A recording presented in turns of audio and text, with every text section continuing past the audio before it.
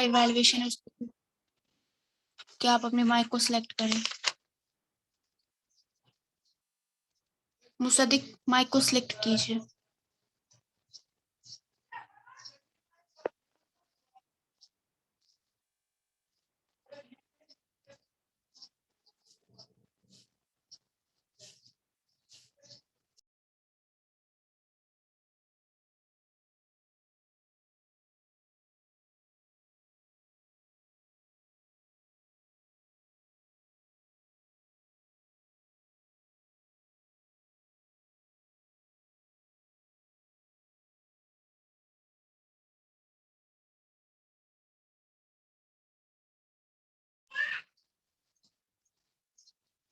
Mossadegh mic को select कीजिए।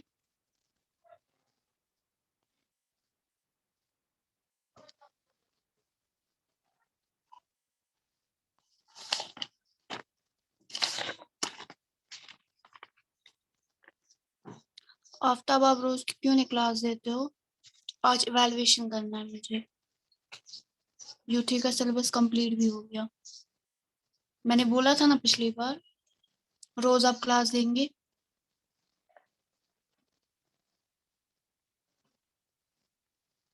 आपके पास वो तो फोन भी अवेलेबल होता है।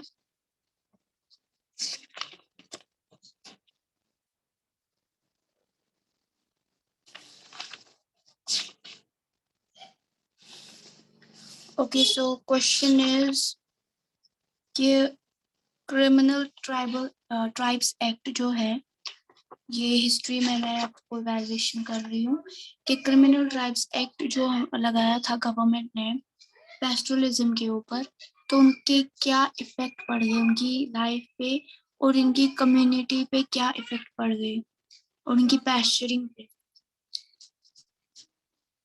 जब मैंने आपको पढ़ाया था कि पैस्टोरलिस्ट को क्रिमिनल की नजर से देखा जाता था क्योंकि वो नोमैडिक लाइफ जीते थे, राइट? तो गवर्नमेंट का ये मानना था कि ये तो टैक्स पे नहीं करेंगे, ये घुमती है, ये नोमैडिक है, एक जगह से दूसरी जगह जाते हैं, तो इन पे ट्रस्ट भी नहीं कर सकते हैं, ये क्रिमिनल्स होते हैं। तो क्रिमिनल ट्राइब्स एक्ट लगाया गया था उसके ऊपर। तो आपको ये बताना है कि कॉलोनियल गवर्नमेंट ने जो ये एक्ट लगाया वो कैसे मतलब पेस्टोरलिज्म के ऊपर किस तरह से इन्फ्लुएंस कर गया, बताइए। इसका आंसर देंगे उजमा आप।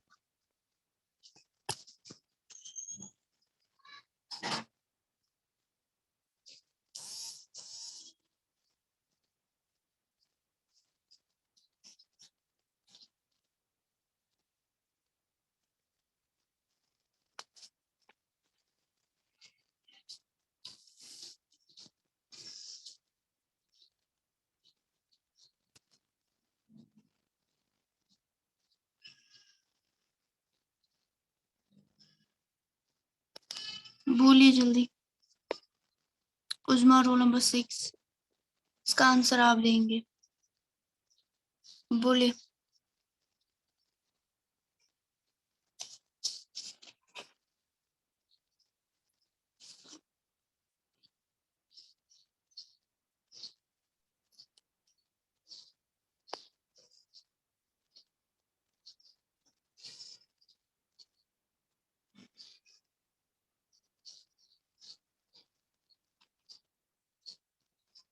आप कुछ बोल रहे हो उस्मा? मुझे आवाज नहीं आ रही है,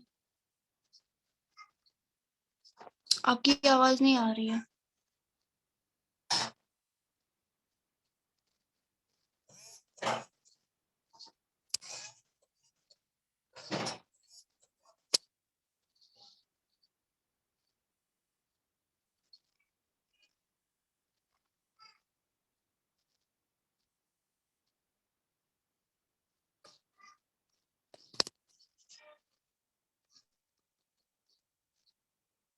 आपकी आवाज नहीं आ रही है, आप जरा जगह चेंज करें।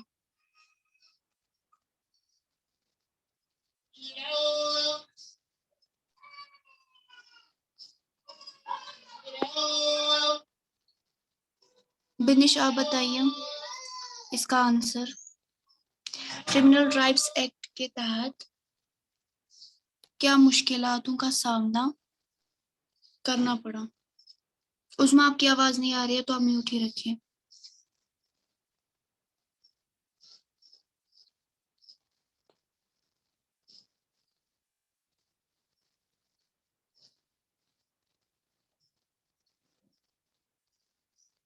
बोलिए जल्दी।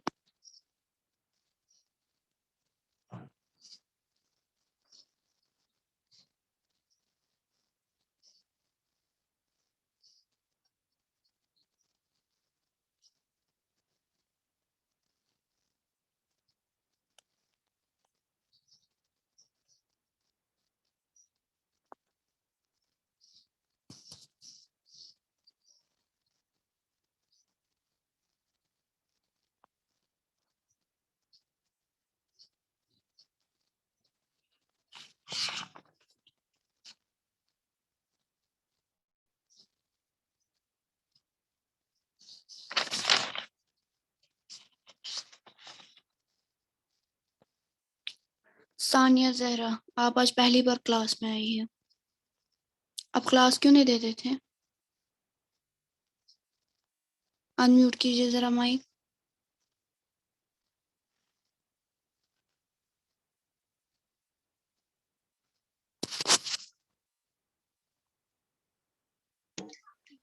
अस्सलाम वालेकुम मैम। वालेकुम सलाम। क्लास क्यों नहीं देते थे बेटा? मैम फोन अवेलेबल नहीं था ओके। और होता भी नहीं है। अब आपने ट्यूशन वगैरह में पढ़ाई की है U3 की? मैम हाँ, मैं स्कूल से अब वहीं पर कंप्लीट कर रही हूँ सिलेबस। ओके।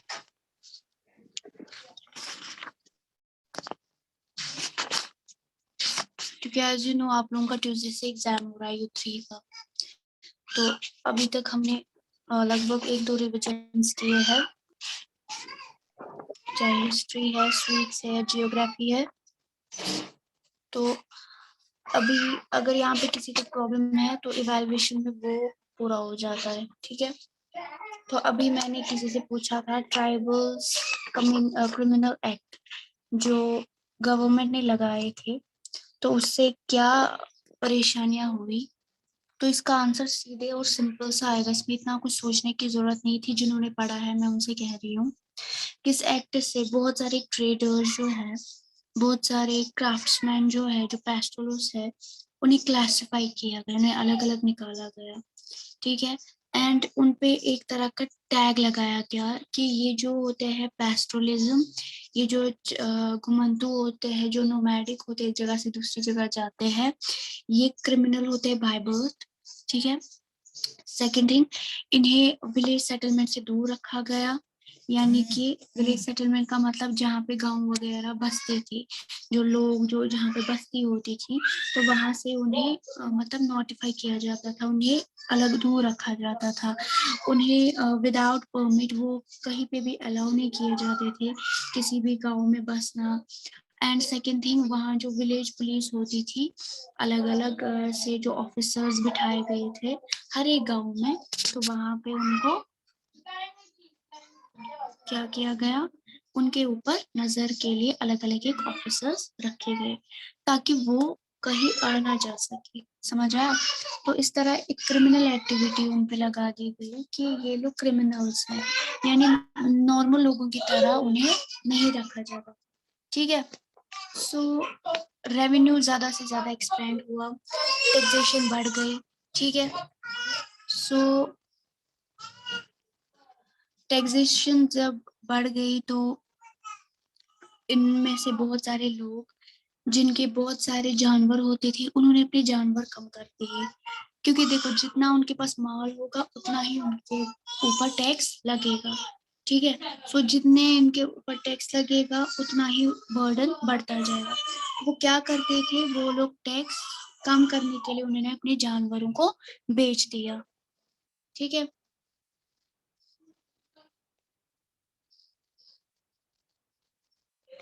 सो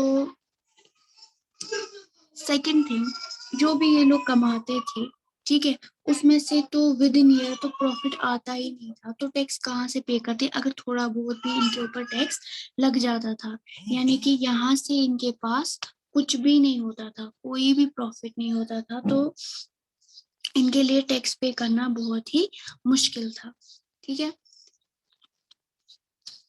एंड हर तरह पे टैक्स मतलब इनको इम्पोज किया गया, चाहे वो लैंड पे हो, चाहे वो अगर इनके पास खेत है, अब खेत को पानी चाहिए होगा तो पानी किससे लाएंगे? कैनल से, किसी वाटर चैनल से, है ना। तो वो वाटर चैनल तो नेचर से मिलता है, लेकिन उस पर भी टैक्स लगाया गया है कि जो उस चैनल का या किसी कैनल का वाटर यूज करेगा उस पर भी उसको टैक्स देना पड़ता था। सेकंड, साल्ट पे भी टैक्स लगता था, जो मतलब इंडिया से मिलता था, कंज्यूम करते थे, मतलब नेचर से जो चीजें कंज्यूम करते थे उन पे भी टैक्स लगता था। एंड उसके बाद एनिमल्स पे भी लगाया गया। ठीक है, सो हमने देखा कि इस तरह के जो पैस्टोरलिस्ट थे तो वो डिसअपियर होते गए। डिसअपियर का मतलब उन्होंने अपना लैंड छोड़ना स्टार्ट कर दिया था।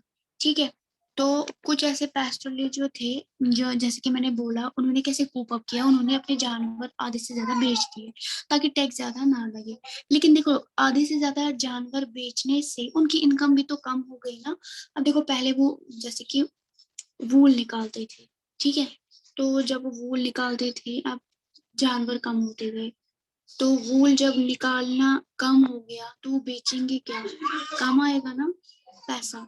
ठीक है, एंड कुछ पैशनिस्ट थे जिन्होंने अपना ये जो नोमैडिक लाइफ है उसको अलविदा कहा। उन्होंने मतलब वो रिच थे, ठीक है, दूसरे लोगों से कंपैरिजन में वो काफी रिच होते थे, तो उन्होंने खुद की जमीन खरीदी और वो पेजेंट्स बन गए, वो किसान बन गए और नोमैडिक लाइफ को अलविदा कह दिया। ठीक है, कुछ ऐसे मतलब पैस्टोरलिस्ट थे जिन्होंने सरवाइव किया, मतलब चोरी छुपे वो पैस्चरिंग जमीन जो है वो ढूंढते थे, जानवरों को चराने के लिए यहाँ से वहां जाते थे। लेकिन जब भी वो जिनको पकड़ा जाता था तो उनको फिर पनिशमेंट भी मिलती थी, तो पनिशमेंट के डर से फिर कई पास्टोरलिस्ट ने अपना काम ही चेंज कर दिया, बोला पैस्चरिंग नहीं करेंगे।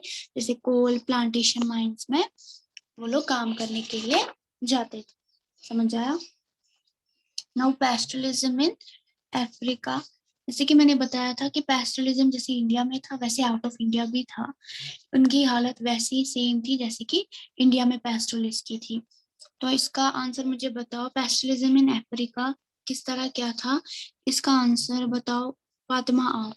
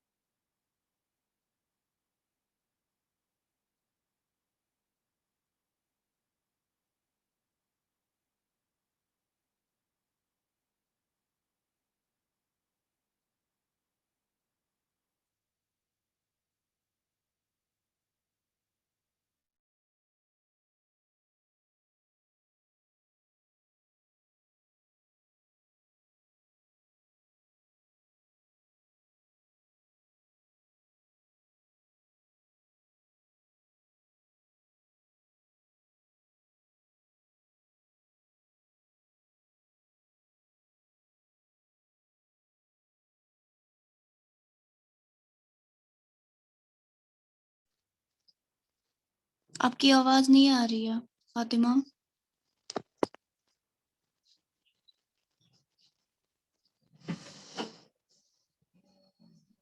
हम अफ्रीका में 22 मिलियन से ज्यादा अफ्रीकन जो है थे वो पैस्टोरलिज्म पर ही डिपेंड करते थे। इनमें से कुछ कम्युनिटीज थी जैसे बर्बर्स, मसाई, बोरान्स, और जो इनमें से जो थे वो एरिड रीजन्स पे रहते थे और कुछ एरिड डेजर्ट्स पे रहते थे।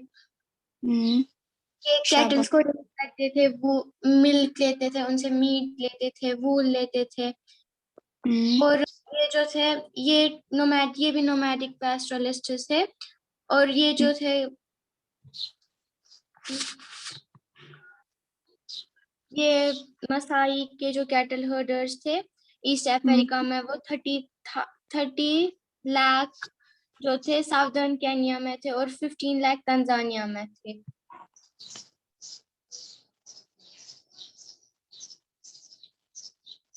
30 lakh needs 3 lakh only and Tanzania में 1.5 लाख. ठीक है. ओके. सो बॉर्डर्स जब क्लोज किए गए तब इन पे क्या असर पड़ा एंड पैस्चर जब ड्राई होते गए. इसका आंसर मुझे बताओ महरीना. कि जब बॉर्डर्स को क्लोज किया गया यानी कि जब इंडिया का पार्टीशन हुआ, ठीक है, और अपने अपने बॉर्डर्स जब हमने कन्फाइन किए कि कौन कहाँ तक जा सकता है, तो उसके बाद इन पैस्टोरलिज्म पे क्या मतलब फर्क आया, बताइए महरीन.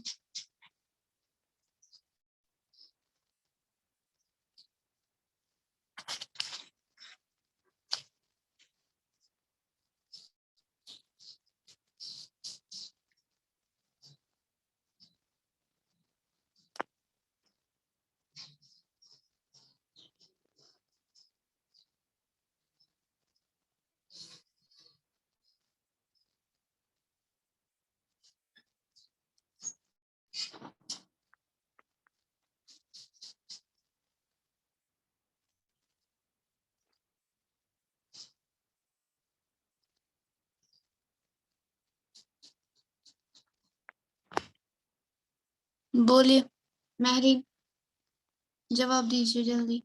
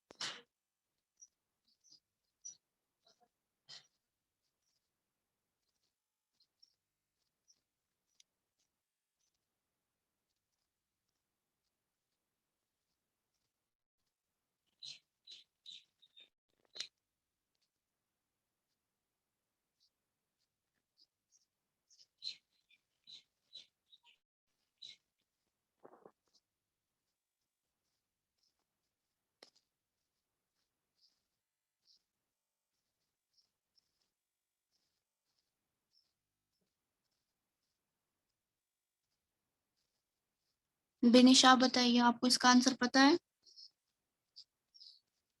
बॉर्डर जब क्लोज किए गए तब पैसेज पे क्या इन्फ्लुएंस पड़ा.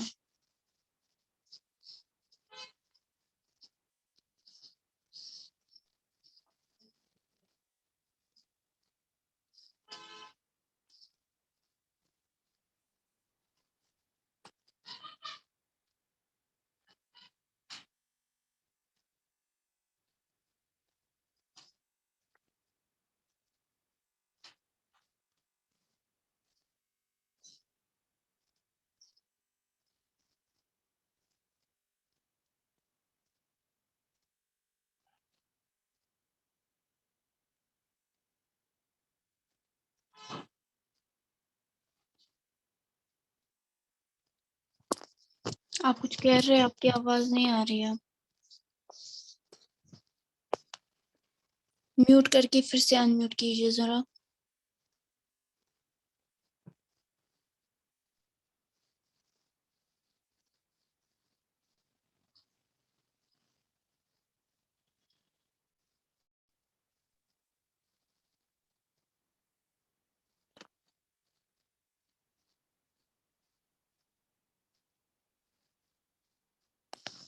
फैजान जरा आप बोलिए, अभी आपकी आवाज मत आई.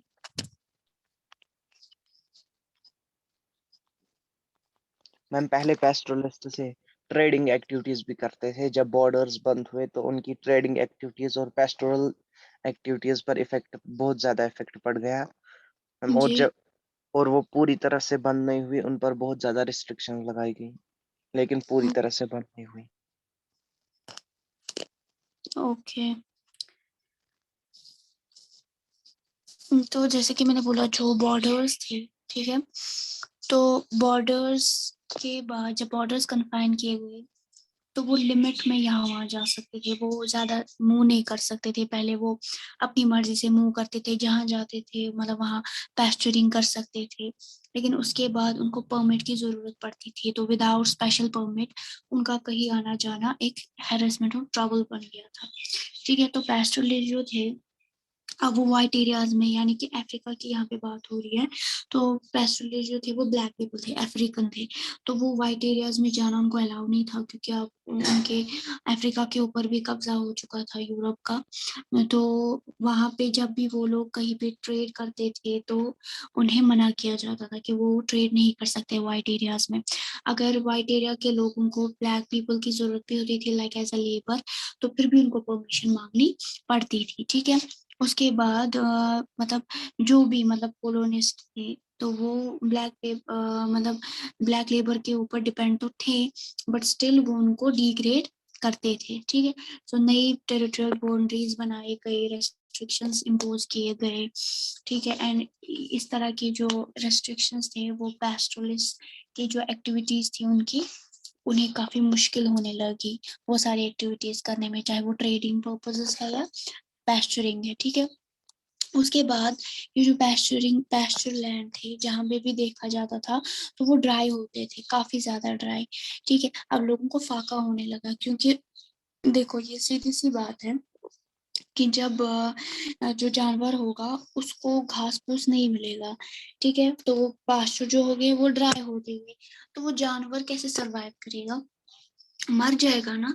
तो इवेंचुअली वो मर भी गए। ठीक है, तो बहुत सारे कैटल जो है लगभग मतलब एस्टिमेशन जब किया गया तो 7,20,000 कैटल्स थे केन्या के अंदर, तो उसमें से हाफ पॉपुलेशन मर गई, वो भी स्टार्वेशन से। ठीक है, तो इस तरह की चीजें वहां पे देखने गए, और जो लैंड्स थे वो श्रंक होते गए इन द सेंस जो लैंड इनको दिया जाता था पैस्चरिंग के लिए, तो उस लैंड पे घास फूस जब खत्म हो जाती थी वो बिल्कुल बंजर लैंड बन जाता था। उसके बाद वो लैंड जो है वो जल्दी जल्दी रिकवर नहीं कर सकता था वेजिटेशन, यानी जल्दी जल्दी उस पे घास फूस नहीं उग सकता था, तो वो श्रंक होते गए। समझ आया?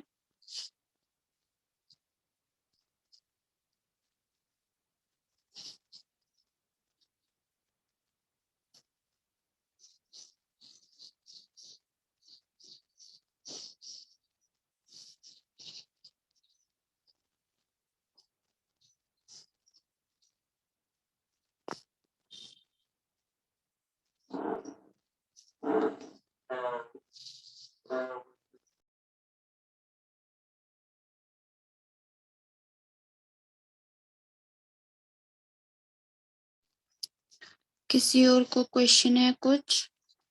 तो अभी किसी ने पूछा था। ओके, एग्जाम कैसे होगा आपका? जैसे कि आपको पिछली बार आपको इंस्ट्रक्शन दी गई कि आप अपने ईमेल्स वगैरह बनाइए, तो आपका एग्जाम जो है वो गूगल फॉर्म पे होगा। ठीक है, तो गूगल फॉर्म जो है वो आपको एक लिंक पे जाएगा, उसमें आपको जैसे आप कोई भी एप्लीकेशन यूज करते हो ना उसमें अपना ईमेल देते हो, पासवर्ड देते हो, तो वैसे ही आपको गूगल फॉर्म में जाना है, आपको लिंक भेजेंगे। जैसे कि हमने पिछली बार क्लास टेस्ट लिया था, लेकिन बहुत सारे बच्चों ने वो अटेंड नहीं किया था, वो क्लास नहीं अटेंड की थी, तो आपको समझ आ जाता कि कैसे आपको करना है।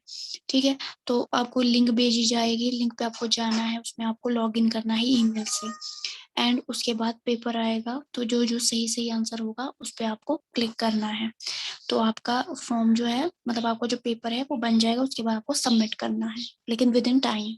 टाइम के बाद अगर सबमिट किया तो वो सबमिट नहीं होगा। समझ आया?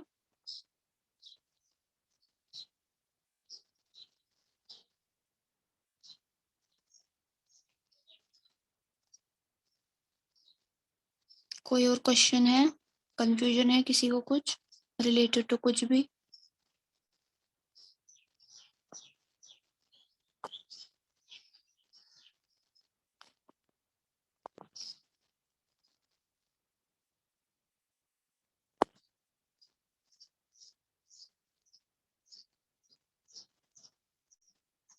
अगर नहीं है तो आप लीव कर सकते हैं।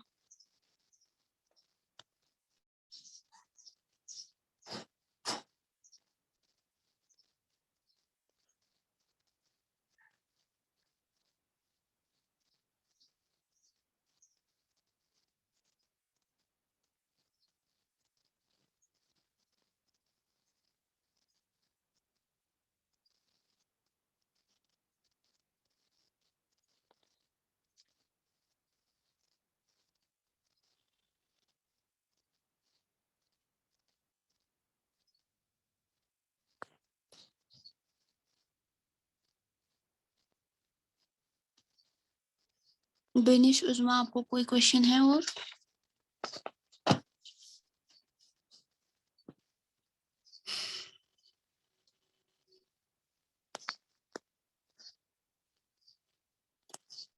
ओके, लीव कीजिए।